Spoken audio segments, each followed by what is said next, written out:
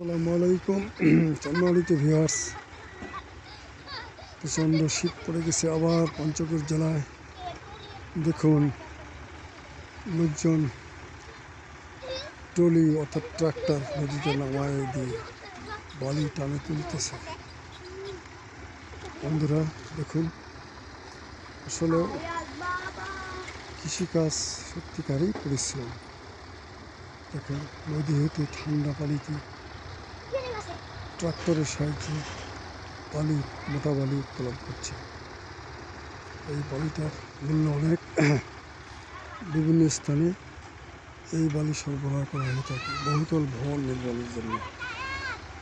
বন্ধুরা আপনারা দেখছেন ফুলতলা বাজার সংলগ্ন করতোয়া নদী।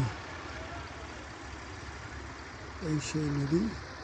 দেখুন নদী হতে বালি উত্তোলন করা হচ্ছে। ধন্যবাদ।